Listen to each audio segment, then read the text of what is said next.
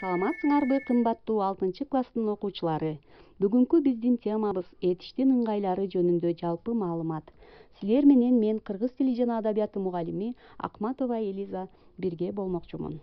Алгач сабагыбызга план коюп алалы.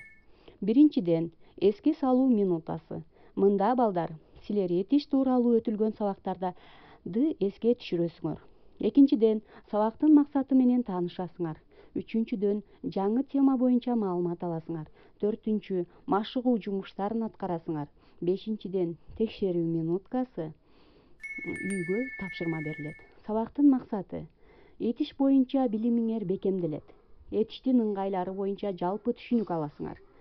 Алар боюнча практикалык иштерди жүргүзөсүңөр. Жазуу көндүмдөрүңөр жана кеп ишмердүүлүгүңөр өсөт.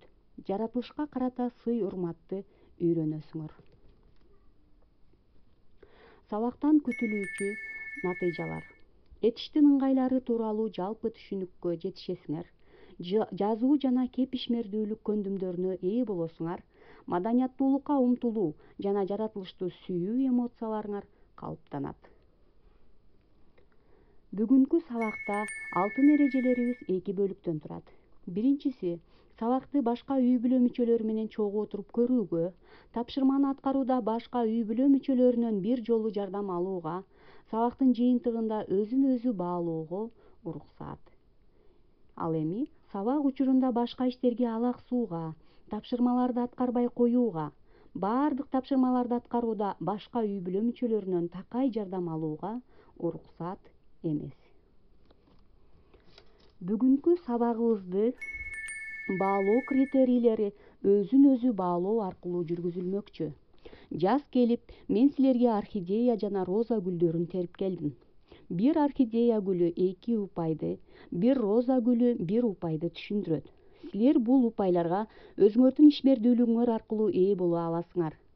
Этиш, анын сөз түркүмү катары мүнөздөмөсүн билүү 1 роза гүлү. Жаңы маалыматты кабыл алуу 1 орхидея гүлү. Сүрөттөрдү сүйлөтүү 1 орхидея гүлү. Тесттерди туура иштөө 1 роза гүлү. Сабакка таза жана маданияттуу катышуу 1 роза гүлү менен бааланмакчы. Эгер силер 3 орхидея гүлүн топтой турган болсоңор, эң жакшы деген баага. Эгер 3 роза гүлүн топтосоңор, жакшы деген баага ээ болосуңар.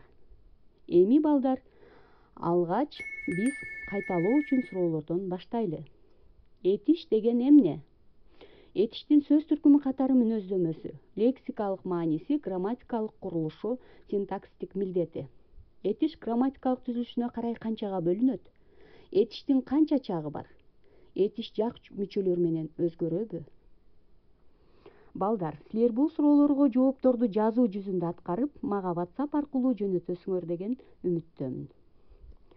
Келгиле балдар, жаңы теманы өтөрдөн мурда мээге чабуул жасап алалы.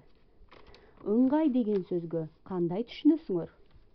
Этиштин ыңгайлары деген эмнелер болушу мүмкүн?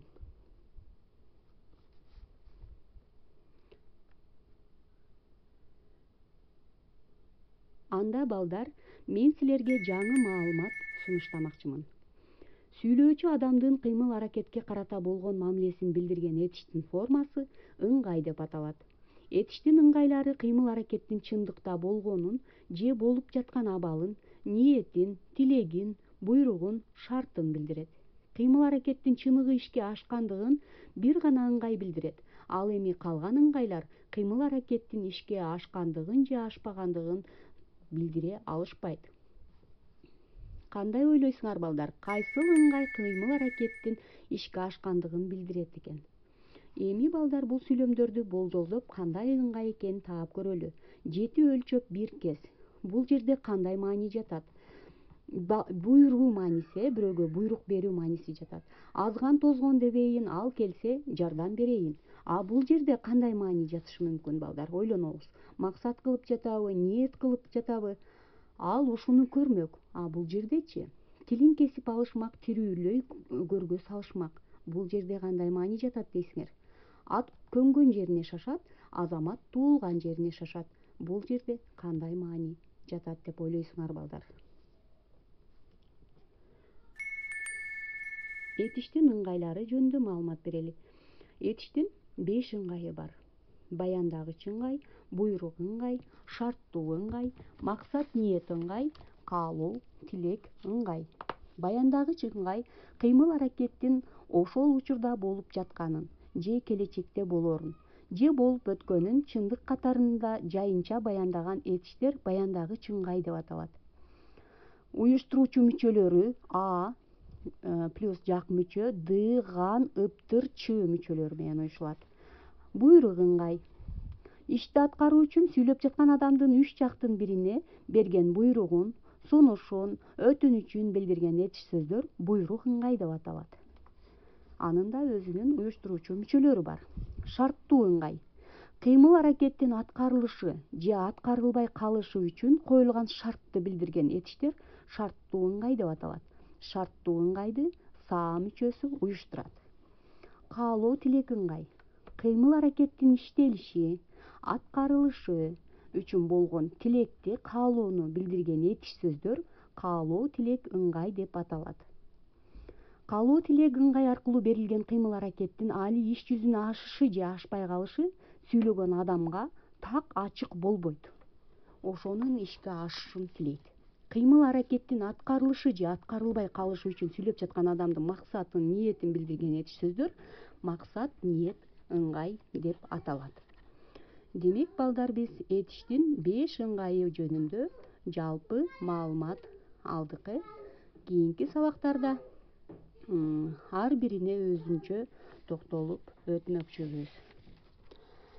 Анда эмесе балдар, силер жаңы тема боюнча түшүнгөн болсоңор, сүрөттөрдү сүйлөтөбүз оюнун ойносок.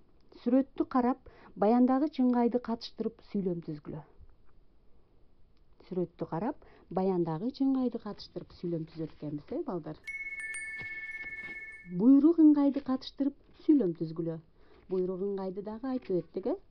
Буйрук иретинде, өтүнүч, сунуш иретинде айтылган этиштер экен. Андан кийинки сүрөттү карайбыз.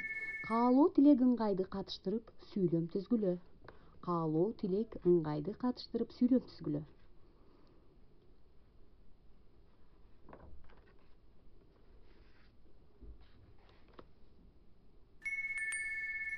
Шарттуу ыңгайга сүйлөм түзгүлө. Шарттуу ыңгайга сүйлөм түзгүлө. Сүйлөмдөрдү түзүп, дептерге жазып, мага WhatsApp аркылуу жөнөтүп коесуңар. Эми текшерүүчү тесттер менен иштейбиз, балдар. Этиштин ыңгайлары чыныгы иш жүзүнө же билдирет: А. Заттык болгондугун, болбогондугун. Б. Баяндоочтук ашырылгандыгын, ашырылбагандыгын. В. Кыймыл аракеттин ашырылгандыгын, ашырылбагандыгын. Г. Кыймыл аракеттин ашырылгандыгын же эми ашырыла тургандыгын. Экинчи суроо.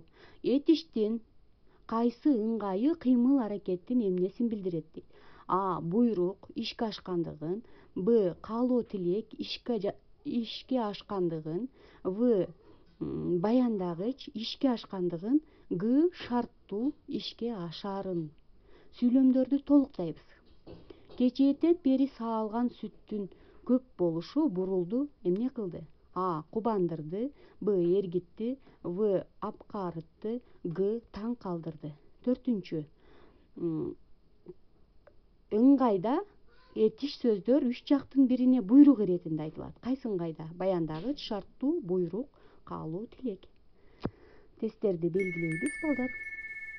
Мага жөнөтөсүңөр. Үйгө тапшырма. Үйдөгүлөрдүн сүйлөшүүлөрүнөн этиштин ыңгайларынан мисалдарды жазасыңар. WhatsApp аркылуу бизге жөнөтөсүңөр. Бир тест же бир суроо түзүп, EduPage аркылуу досторго жөнөтөсүңөр, алардан жооп алып баалуу. Бир тест жана бир суроо түзүп, сабакка катышканыңарга, көңүл бурганыңар үчүн чоң рахмат. Дениңер сак, көңүлүңөр кунак болсун.